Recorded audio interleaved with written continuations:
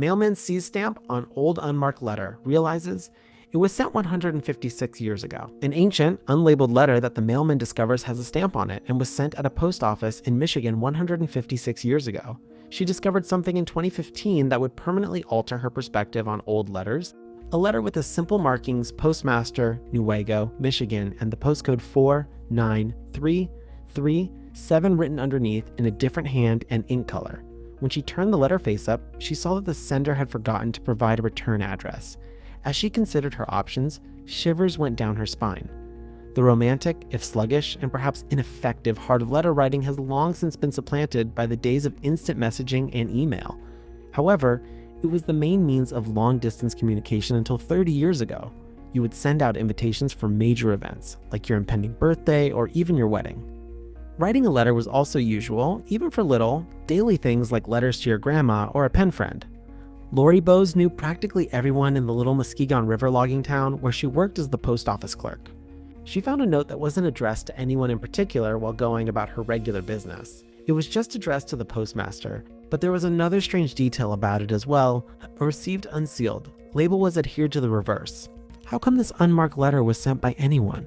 Lori recalls that day, April 23, 2015, when the postmark indicated that an unmarked letter had been mailed the day before from Grand Rapids, which was only 36 miles away.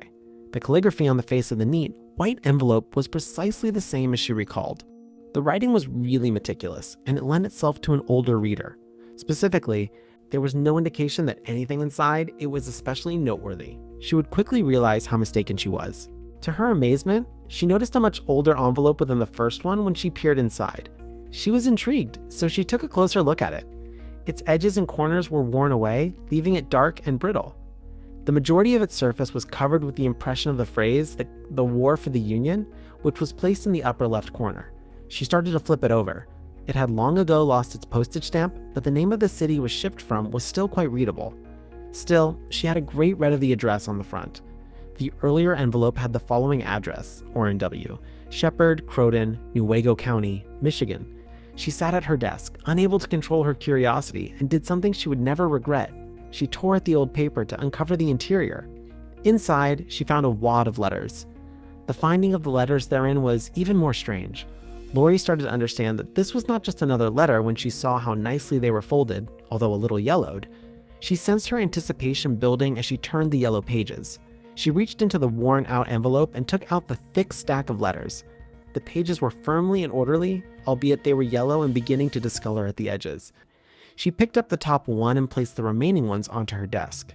She flattened the crushed sheet and opened it, reading the scribbled cursive script in front of her. How had she missed it the first time? The image that the words she read built of a young guy traveling through the Civil War was so vivid that she didn't realize all the hints that were there in front of her. With a shock, she abruptly emerged from the universe built on 100-year-old paper. She noted that several were in pristine condition, with every word easily readable. Her hands trembled. She became suddenly aware of the magnitude of what she was holding. My chest seized up in my chest. I had an item of Americana in my hands. I felt ashamed that I'd torn off the outer shell. She took out each piece of delicate paper from the broken envelope more gently now, regretting her decision and realizing there was nothing she could do to repair it. She arranged all the parts on her desk. What on earth was the source of this?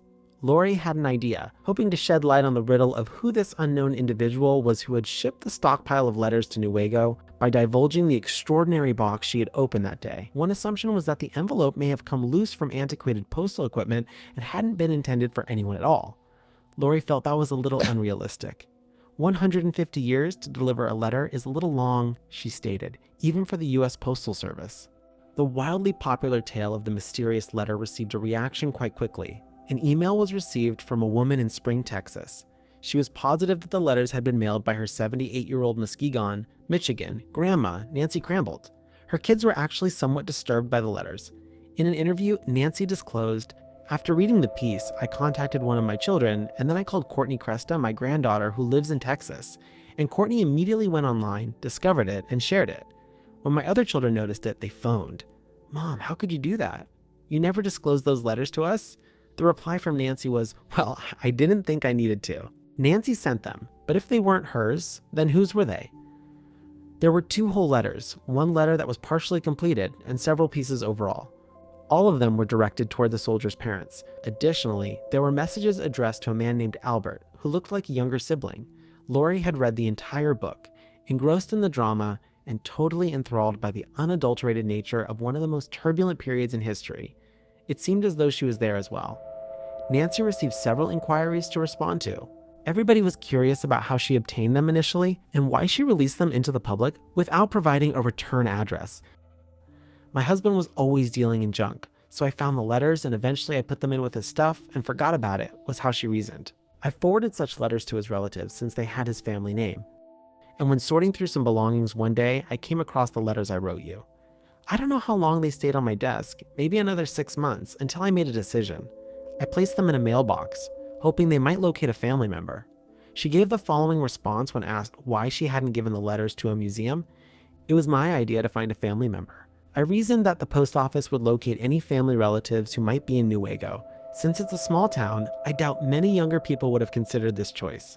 Nancy thought, since Newaygo is a county as well as a town, and it's not a big town, so I think it's a town where a lot of people know everybody. It was successful. The historical artifacts are incredible. They encapsulate the hopes and dreams of a bright young guy who was unaware of his future. But were they real? In Grand Rapids, Lori located Chuck Howell, the Greater Michigan District Manager, and exclaimed, "You're not going to believe what I just received." He didn't. He actually needed to see the letters with his own eyes. "I'll personally deliver them," she answered. "They are too valuable to put your faith in the mail." Howell contacted Jenny Lynch, a historian who was also interested in seeing the letters. She requested that he email her in Washington, D.C., pictures of the pages. Though the letters were genuine, one could never be certain. Jenny verified their provenance by speaking with Dan Piazza, the Smithsonian National Postal Museum's assistant curator of stamp collecting, who is yet another specialist in the field. He looked at the size, the ink, and the paper before demonstrating his conclusions.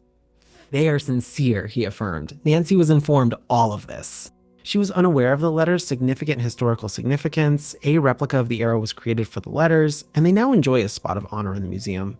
They never made it to the soldier's family who lost his life while protecting his nation, and nobody has come forward with information about them thus far. However, they will always be accessible to historians as a historical window in the future.